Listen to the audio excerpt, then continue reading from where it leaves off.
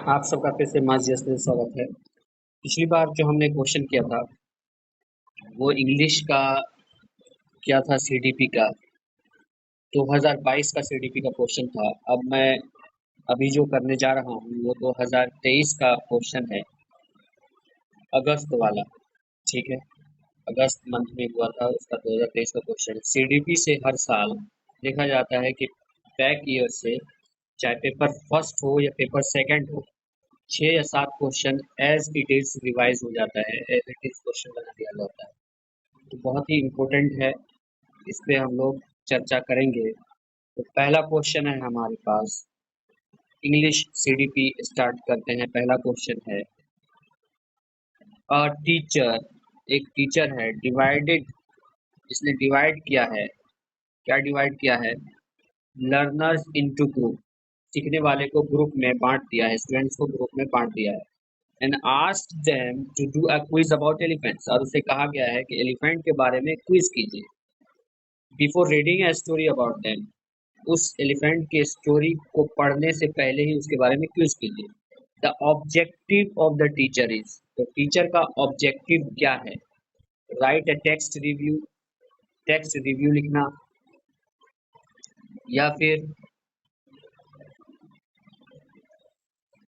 Test their memory, उसकी memory test करना, give peer feedback, peer feedback देना, generate interest in a topic. जब भी ऐसा क्वेश्चन आता है, किसी टॉपिक को पढ़ने से पहले उसके बारे में जब ग्रुप में बात करने के लिए कहा जाता है, तो उसका मेन पॉइंट, मेन थीम होता है generate generate interest in a topic. ठीक है, पहला क्वेश्चन आंसर 4 हो जाएगा। दूसरा देखिए, इन अ लैंग्वेज क्लासरूम, एक लैंग्वेज क्लासरूम में a student disturbing the class, एक स्टूडेंट है जो पूरी क्लास को डिस्टर्ब कर रहा है।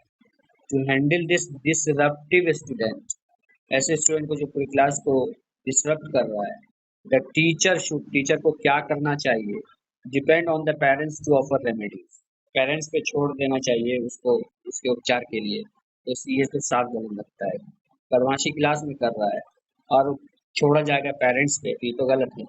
Report the behaviour of the student to the school authority, school के बिहेवियर के बारे में स्कूल अथॉरिटी को रिपोर्ट करना है स्टूडेंट के बारे में स्कूल अथॉरिटी को। तो ये भी गलत है, क्लास में बदमाशी कर रहा है और स्कूल अथॉरिटी यानी प्रिंसिपल डायरेक्टर को बता रहे हैं, अच्छा नहीं। एड्रेस द डिलीजेंट स्टूडेंट्स, जो डिलीजेंट स्टूडेंट्स है उसको बताना, ये भी नहीं है।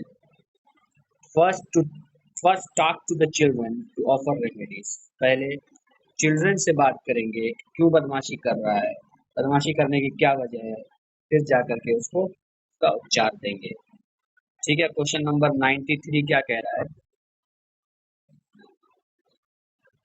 When students brainstorm ideas, organize, draft, edit and revise their work, which skill does this process reflect? एक स्टूडेंट है, वो अपने इसके पास स्किल क्या क्या है? आइडिया नया नया लाता है और उसको ऑर्गेनाइज करता है, उसका ड्राफ्ट बनाता है, फिर उसको एडिट करता है, एडिट करने के बाद उसको रिवाइज करता है। तो ये क्या हो जाएगा इसका जवाब? ऐसे का राइटिंग स्किल कहलाता है, राइटिंग स्किल, जिसमें आइडियाज ब्रेन स्टॉर्मिंग होता है, सोचने की सलाहियत बढ़ती है, क्या लिखें, निगेटिव में, पॉजिटिव में, क्रिटिकल थिंकिंग, ये सारी चीज़ आती है। लिसनिंग में लिसनिंग आता है, स्पीकिंग में तो नहीं आएगा, रीडिंग में भी नहीं आएगा। ब्रेन स्टॉर्म आइडियाज में edit and revise their work, the process reflects writing skill. 93 का हो जाएगा, 93 का आपका क्या हो गया? राइटिंग स्किल एक। assertion and reason, assertion and reason, reading and writing skill, reading and writing skill help in critical thinking at the primary level। Reading और राइटिंग स्किल जो है प्राइमरी लेवल पे क्रिटिकल थिंकिंग डेवलप करता है। ये सही है या नहीं है? अगर सही है तो उसका आर जो है उसका एक्सप्लेनेशन होगा, रीजन बताएगा। Critical thinking is a sub skill of reading and writing. देखिए, पहला जो है रीडिंग एंड राइटिंग, ये तो बिल्कुल सही है। Writing skill help in critical thinking at the primary level. बिल्कुल सही है, क्रिटिकल थिंकिंग थिंकिंग लाता है प्राइमरी लेवल पे। Critical thinking is a sub skill of reading and writing. Sub skill नहीं होता है रीडिंग एंड राइटिंग का क्रिटिकल थिंकिंग, इसीलिए इसका सही जवाब हो जाएगा तो A is true, R is false. क्या कह रहा है, एक्सप्लेनेशन थोड़ा सा देख लेते हैं, इंपॉर्टेंट लग रहा है। Assertion is true, but R is false. Critical thinking is treated as the sub-skill of language skills like writing and reading, as it helps in development of logic and generalization of language. It primarily level the critical thinking of students is not developed. 94 पे चलते हैं, 95 पे, ठीक है। Language skills are best learn. कैसे learn किया जाएगा language skill को, तो if they are deal with an integrated manner, जब उसको इंटीग्रेटेड मैनर से डील किया जाए तब। ओनली थ्रो रिटिन, ओनली जहाँ पे भी आ जाए उसका जवाब गलत ही होता है 99%। जहाँ ओनली आ जाए 99% गलत। इधर teacher focuses on one skill eight A time, teacher एक ही स्किल पे एट ए टाइम में फोकस करे तभी लैंग्वेज स्किल, ये तो बिल्कुल गलत है। With the help of challenging, challenging जहाँ आ गया ये भी निगेटिव टर्म में गया, तो इसका आंसर हो जाएगा if they are deal with an integral manner, 95 का 1, ठीक है। 95 का 1। 95 के बाद हम चलते हैं 96 पे। To assess whether her students have understood how to use narrative skill, a teacher should ask students to। जब इस टीचर को पता चल जाए कि उसका स्टूडेंट जो है अंडरस्टूड समझने लगा है, और टू डेवलप कैसे क्या कैसे यूज किया जाएगा नैरेटिव स्किल। नैरेट से आया नैरेटिव स्किल। डायरेक्ट करते हैं हम क्या, स्टोरी नैरेट करते हैं, ये सारी चीज जिसमें हम बताते हैं समझाते हैं उसी को बोलते हैं नैरेट। नैरेट मतलब किसी चीज को पढ़ के समझाना। Teacher should ask students to, तो स्टूडेंट एक टीचर को स्टूडेंट से क्या करना चाहिए, क्या पूछना चाहिए, correct the mistakes in the house of describing words. Mistakes को सही करना चाहिए। Read a story and answer comprehension based question, एक स्टोरी को रीड आउट कीजिए और उस कहानी के बारे में कॉम्प्रिहेंशन बेस्ड क्वेश्चन जो है उसका जवाब दीजिए। Circle the words and adjective in the context, circle कीजिए वर्ब और एडजेक्टिव को। फिर दूसरा जो ग्रामर होता है, वर्ब को छोड़ करके एडवर्ब है, नाउन प्रोनाउन है, उसको नहीं करेंगे सर, तो ये तो बिल्कुल गलत लग रहा है। Share an incident when they were surprised, एक ऐसा इंसिडेंट शेयर कीजिए जब वो सरप्राइज हुआ। तो देखिए इसका आंसर 4 ही सही है, क्योंकि to assess whether students have understood how to use narrative skill, a teacher should ask a student to share an incident when they were surprised. Important. Question number 97.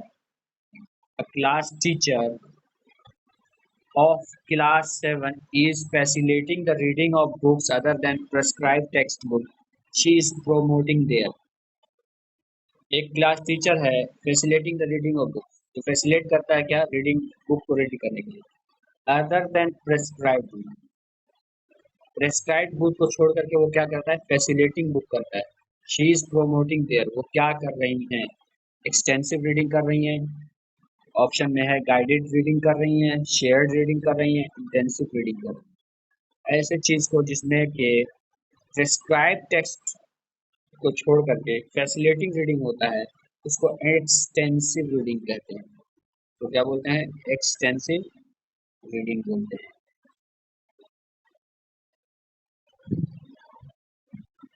तो एक्सटेंसिव रीडिंग बोलते हैं। A teacher of class 7 is facilitating the reading of books other than the prescribed textbooks. She is promoting their extensive reading. Moreover, the books is generally read for pleasure like non-fiction novels. ऐसा जो book जिसको हम pleasure के लिए पढ़ते हैं, non fiction के novel के तौर पर पढ़ते हैं, नॉन फिक्शन जो नॉन फिक्शन होते हैं, नॉवेल्स होता है, उसी को क्या बोलते हैं, एक्सटेंसिव रीडिंग बोलते हैं। 98 का क्वेश्चन क्या कह रहा है, the principal ask the language teacher, principal जो है आज पूछता है लैंग्वेज टीचर से, भाषा के उस्ताद से, to select the text books, text book को सिलेक्ट कीजिए, and add the resources for the new session, और दूसरे रिसोर्स को नया सेशन जो आने वाला सेशन उसके लिए, while selecting them one of the following is not relevant, तो उसको जब सिलेक्ट करेगा टीचर तो उसके लिए क्या ज़रूरी नहीं रहेगा, लेवल ऑफ द स्टूडेंट्स भी बहुत ज़रूरी रहेगा, level of the student, conceptual complexity and density of material, conceptual complexity अपने में ही एक बहुत ही भयानक सा लग रहा है, कॉन्सेप्चुअल कॉम्प्लेक्सिटी, कॉम्प्लेक्सिटी जहाँ पे आता है वर्ड वो एक तरह से कॉम्प्लेक्स मतलब निगेटिव वर्ड बनाता है, डेंसिटी ऑफ मटेरियल, तो यही नहीं होगा। और आगे देख लेते हैं, learning needs and language is known to children, adaptability of the books and resource, इस पे तो बात ही नहीं बनेगी। यही दूसरा वाला कॉन्सेप्चुअलिटी, कॉन्सेप्चुअल तो होना चाहिए, कॉम्प्लेक्सिटी जो है ना ये बहुत निगेटिव था।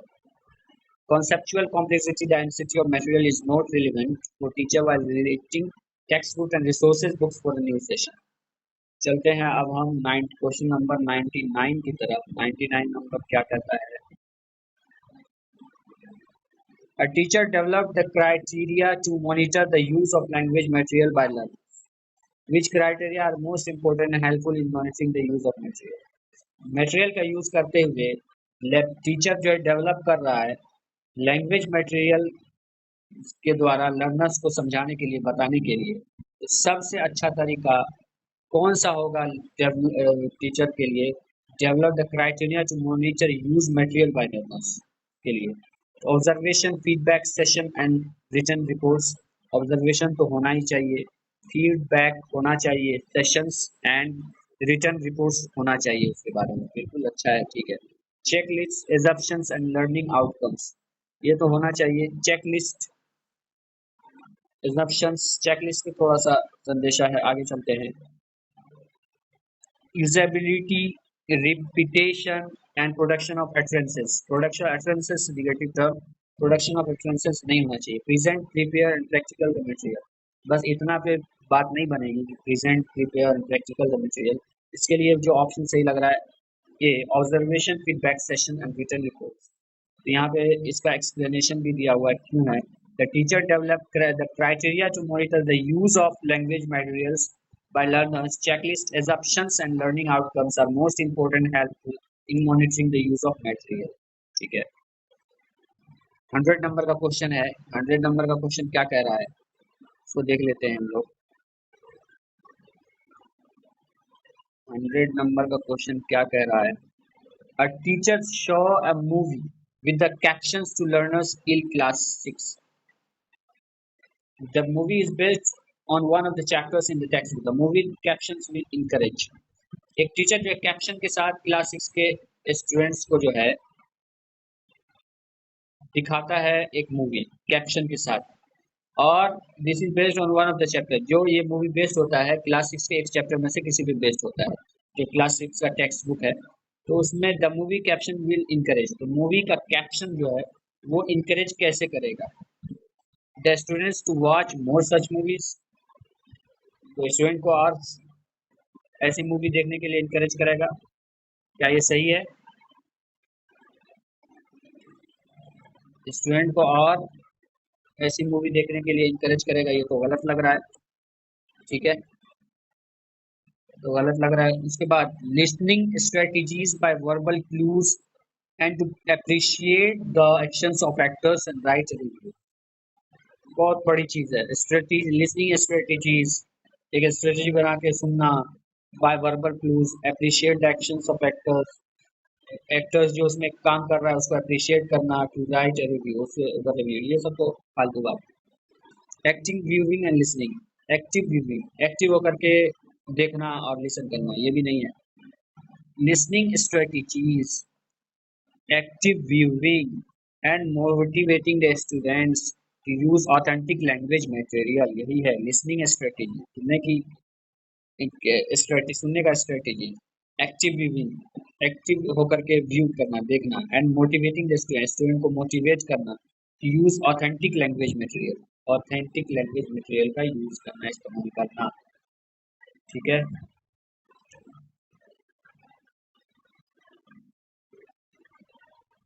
100 हो गया। अब हम 101 की तरफ चलते हैं। 101 में क्या कहा जा रहा है? A child is in his early childhood stage uses more words than nouns and ignores the grammar rules। एक बच्चा जो है अपने चाइल्डहुड अर्ली चाइल्डहुड में, जब वो बचपना का पहले स्टेज में होता है, uses more words than nouns, noun से ज़्यादा इसका इस्तेमाल करता है, वर्ब का इस्तेमाल करता है। इग्नोर्स द ग्रामर रूल्स, और ग्रामर रूल को वो इग्नोर कर देता है। They lack vocabulary range codes. तो रीज़न इसका क्या होगा? वो वोकेबलरी रेंज कोड को क्या करता है? लैक कर रहा है, कमी है उसके अंदर वोकेबलरी रेंज कोड की। तो ऐसे में बिल्कुल वोकेबलरी की कमी है, इसलिए कि वो इतना ही जानता है कि मोर वर्बी के बारे में, बस नाउन के बारे में जानता ही नहीं। A is false but R is true, तो गलत हो जाएगा। Both A and R is true, R is the correct explanation, true हो जाएगा, सही है बिल्कुल। उसके बाद 102, 102 क्या कह रहा है? 102 देखते हैं। 102, a child share her language classroom experiences with her mother। एक बच्चा है जो लैंग्वेज क्लासरूम, लैंग्वेज में जो क्लासरूम में बोला जाता है, जो सीखता है, वो जा करके अपनी माँ के साथ वो अपना बताता है, उसका एक्सपीरियंस शेयर करता है। एंड सेज दैट समटाइम्स, और कहता है कि कुछ समय we cover our eyes and the teacher ask us to pick an object out of a bag. Teacher मुझसे कहते हैं कि अपना आंख बंद कीजिए और एक ऑब्जेक्ट अपने बैग से निकालिए। Then we have try to describe it, इसके बाद हम उसको बताते हैं, उसका डिस्क्राइब करते हैं। It's a really good way to learn, क्या ये अच्छा तरीका है याद करने का, सीखने का? This comment shows the child preference of learning, identify her preference.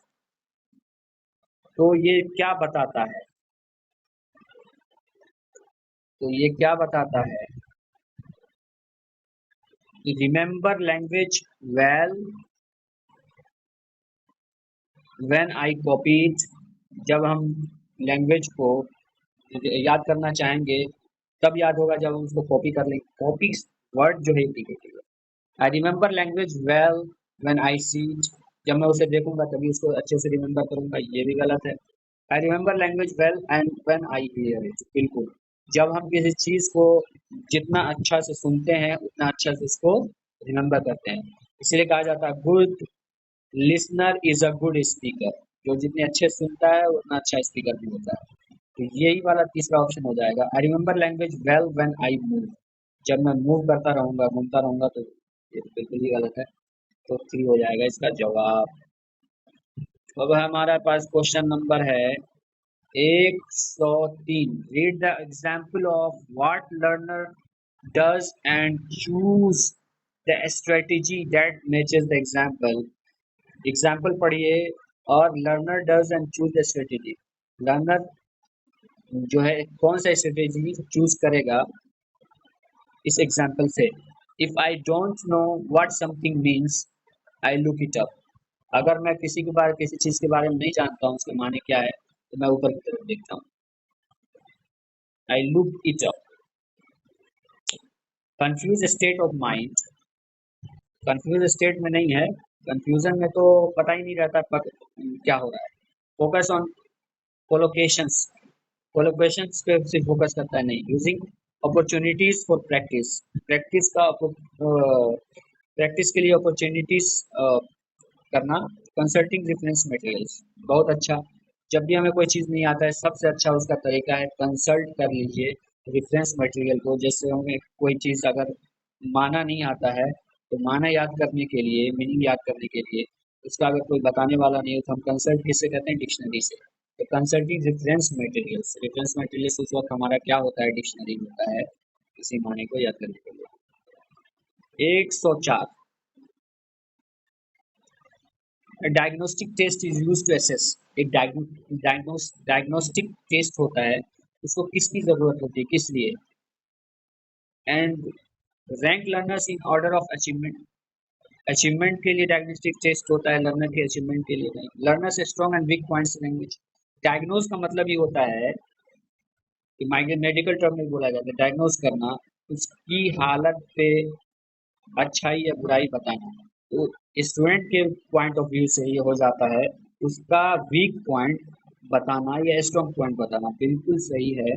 Learners ability to recognise their own language mistake, own language mistake से क्या मतलब है, कोई मतलब नहीं है। उसके बाद learners ability to summarise the main points in text, main points और दूसरा पॉइंट्स, तो वो भी मेन पॉइंट समराइज कर लिया और सब पॉइंट्स को छोड़ दिया, तो ऐसा नहीं होता है। Proficiency, a proficiency test always assess, proficiency test हमेशा क्या assess करता है, the multi sensory learning experience, multi sensory learning experience assess करता है। the language of daily conversation का language, the thought that students have been taught, the language that, जो language student को पढ़ाया गया उसी के बारे में। The level of language that learners have reached, बिल्कुल इसका जवाब हो जाएगा लेवल, किस लेवल पे है स्टूडेंट, कहाँ पहुंचा है, किस लेवल पे पहुंचा है, लर्नर्स हैव रीच्ड, किस लेवल पे पहुंचा है, ये बहुत ही इंपॉर्टेंट है। प्रोफेशनल इज ऑलवेज असेस क्या करता है, level of language that learners have reached. तो ये इंग्लिश का 15 सीडीपी था। 15 में मुझे लगता है आप लोग भी अगर पढ़े भी 8-10 तो कर ही देंगे। उसके बाद आप प्रीवियस ईयर कर लीजिए, हो जाएगा, ठीक है। उसके बाद हम सीडीपी का भी करेंगे प्रीवियस ईयर, और उसके बाद आपका क्या है, सोशल स्टडीज़ का भी करेंगे। ठीक है, थैंक यू वेरी मच।